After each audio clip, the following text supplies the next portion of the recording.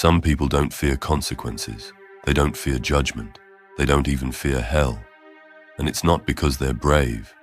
It's because they're already burning. Today, we're going to explore why the truly wicked seem fearless, and what that terrifying calm reveals about the human mind, the soul, and the silent horrors most refuse to acknowledge. Most people, good, average people, live under a comforting illusion. That fear is a leash. Fear of laws, fear of karma, fear of hell. They believe fear keeps darkness chained, keeps evil contained. But that belief is a lie. A beautiful lie. One that shields them from the unbearable truth. The worst among us are not ruled by fear. They are beyond it. They do not tremble before judgment. They do not lose sleep at the thought of consequence. Because in their world, consequences have already been embraced. Hell has already been accepted. It's not some distant threat lurking after death. For them, hell is home. Imagine carrying shame so long that it becomes part of you. Imagine bathing in guilt until it no longer stings, only numbs.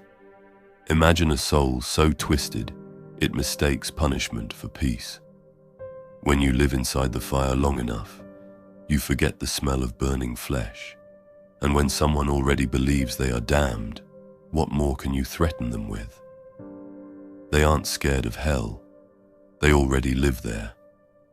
Psychologically, this state has a name: emotional desensitization. When exposed to pain, shame, or fear for long enough, the mind stops reacting. The alarms fall silent. The body adapts to the poison. Spiritually, it's even worse. The soul rots.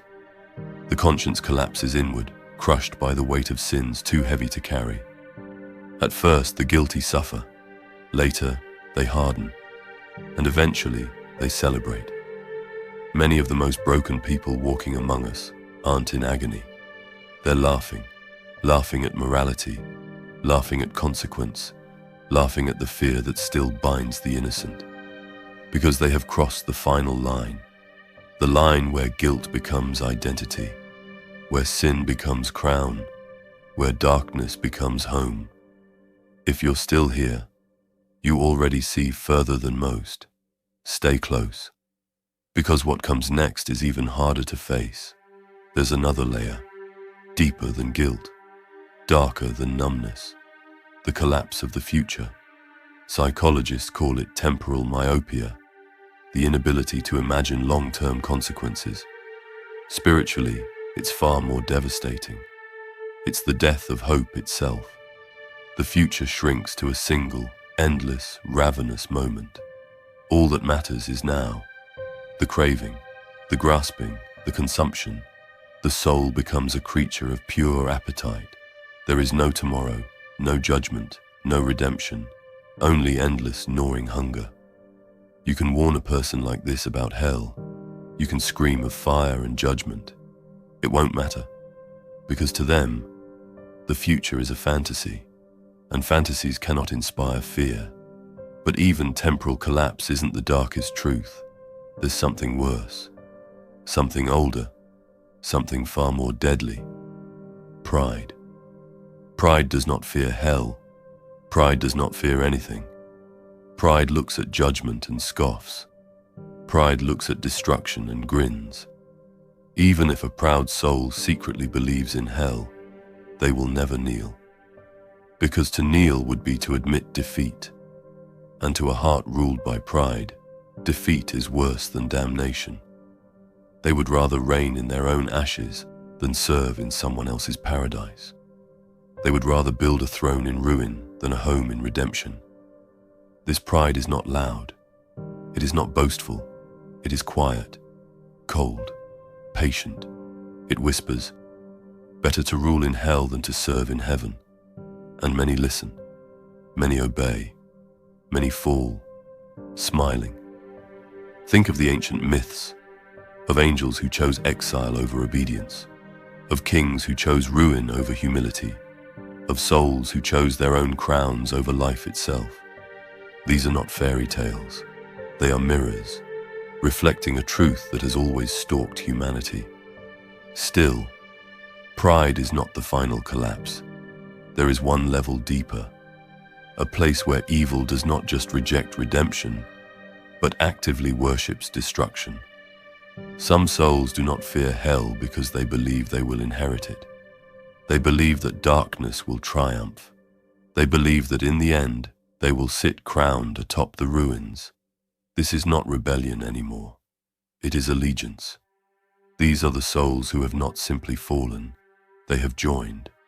They have made pacts with ruin. They have cast their lot with annihilation. They have chosen sides, and they seek to pull others with them. They are not content to fall alone. They evangelize destruction. They recruit. They spread the gospel of collapse, one broken heart at a time. And when you try to warn them, they laugh. When you try to save them, they spit. When you speak of judgment, they smile. Because they do not fear it. They welcome it. They crave it. They see it as a coronation. Hell is not their punishment. It is their inheritance. If you understand this, you see what most people never dare to face. Evil is not restrained by fear. Evil is not softened by warnings. Evil does not shrink from consequences. True evil laughs at consequences, mocks warnings, and marches proudly into ruin, dragging as many souls with it as possible. It does not misunderstand hell. It embraces it. It does not dread judgment. It thirsts for it. When you see a person grinning in the face of destruction, you are not seeing ignorance. You are seeing allegiance, a conscious, willing devotion to collapse. This is why lectures fail. This is why warnings fall flat. This is why pleas are ignored. You cannot scare the lost. You cannot reason with the damned. You cannot shame the proud, because they have already chosen. They have already crossed the final threshold, and they are not coming back. So what does this mean for the rest of us? What does it mean for those who can still feel guilt? Who can still see the difference between light and darkness? It means we must stop living under illusions. We must stop believing that evil can be talked out of its nature. We must stop imagining that warnings will turn the tide. Because evil, real evil, does not negotiate. It does not retreat. It does not repent once it has passed a certain point. It advances. It infects. It consumes. The battle we face is not to convince the damned to turn back. It is to protect the living from being dragged into the abyss with them. It is to preserve what light remains in a world that increasingly worships the shadows. The future does not belong to the naive. It does not belong to the comfortable.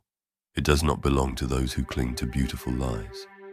The future will belong to those who can see clearly, those who understand the true face of evil and refuse to flinch, those who recognize the war that is already raging and choose to stand. Understand this. Evil fears pain less than it fears exposure. Evil fears judgment less than it fears truth. Evil fears hell less than it fears light. Because light strips away its masks. Light reveals its emptiness. Light collapses the thrones built on ashes and pride. The time for easy illusions is over. The time for thinking that knowledge alone is safety is over. The time for believing that evil will stop itself is over. You must choose. You must decide whether you will live asleep, trusting fear to hold the darkness at bay, or whether you will awaken, see the war for what it is, and stand in the breach. If you are still here, you have already begun to choose.